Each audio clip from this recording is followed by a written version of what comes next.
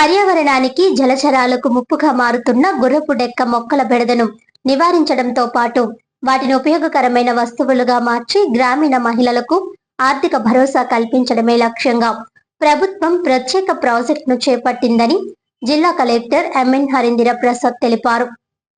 గురువారం కలెక్టరేట్ నుంచి video conference ద్వారా మండల స్థాయి వరకు డిఆర్డీఏ, మెప్మా మరియు ఎంపీడీఓలు, తహసీల్దార్లు, మున్సిపల్ కమిషనర్లతో వీడియో కాన్ఫరెన్స్ నిర్వహించి నీటి గుర్రపు డెక్క నివారణ, డ్వాక్రా, మెప్మా మహిళలకు ఉపాధి కల్పన, గుర్రపు డెక్క ప్రాసెసింగ్, ఎండబెట్టే విధానాలు మరియు శిక్షణ ఏర్పాట్లపై అధికారులకు స్పష్టమైన దిశానిర్దేశం చేశారు. ఈ సందర్భంగా జిల్లా కలెక్టర్ మాట్లాడుతూ రాష్ట్ర ముఖ్యమంత్రి వర్యులు తుని పర్యటన సందర్భంగా ఇచ్చిన ఆదేశాల మేరకు నీటి వనరుల్లో పేరుకుపోయిన గుర్రపు డెక్కను తొలగించి ఎండబెట్టి ప్రాసెసింగ్ చేసే విధంగా స్వయం సహాయక సంఘాలు మహిళలను ప్రోత్సహించాలని ఆదేశించారని, అందుకు అనుగుణంగా జిల్లా వ్యాప్తంగా స్వయం సహాయక సంఘాల సభ్యులకు ప్రత్యేక శిక్షణ ఇవ్వనున్నట్లు తెలిపారు. మెప్మా పరిధిలో పిఠాపురం, సామర్లకోట, పెద్దాపురం, గొల్లప్రోలు మున్సిపాలిటీల నుండి 70 మంది మహిళలకు, డిఆర్డీఏ పరిధిలో కాజులూరు, కరప, కొత్తపల్లి, పెదపూడి మండలాల నుండి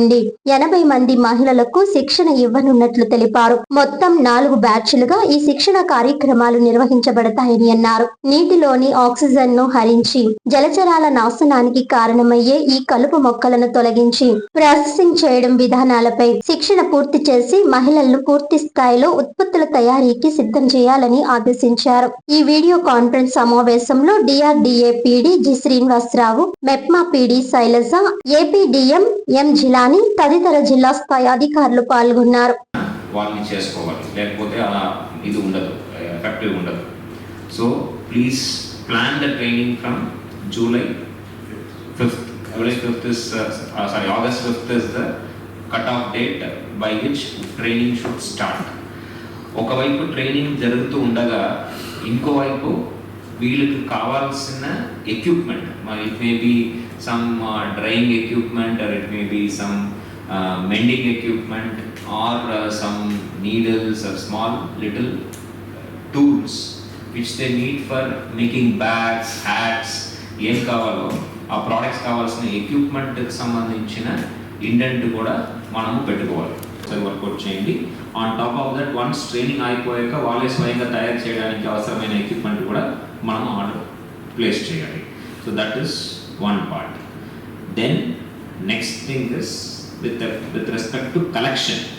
So ఈ గుర్రపు డెక్కలు ఏ విధంగా వాళ్ళు కలెక్ట్ చేస్తారు, ఆ కలెక్ట్ చేసే విధానం, who will collect, who will transport. ఇప్పుడు వాటిని మనము ఒక ప్రాంతానికి తీసుకువెళ్ళి అక్కడ ఎండబెట్టి తర్వాత వాడుకోవాల్సిన అవసరం ఉంది.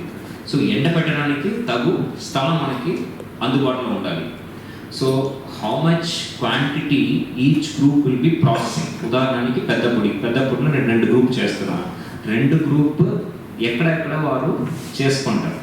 ఆ 2 గ్రూప్ వాళ్ళ ఊర్లోనే వచ్చిన ఈ గుర్రపు డెక్కల్ని ఎక్కడ పెట్టి ఆరబెడతారు, ఆ మ్యాపింగ్ అనేది జరిగాలి. సో ఎక్కడైతే మనము ఈ ప్రాసెసింగ్ సెంటర్ ప్లాన్ చేస్తున్నామో మేజర్గా 4 మున్సిపాలిటీ, పిఠాపురం, పెద్దాపురం, సామర్లకోట్, గొల్లపురం, ఈ 4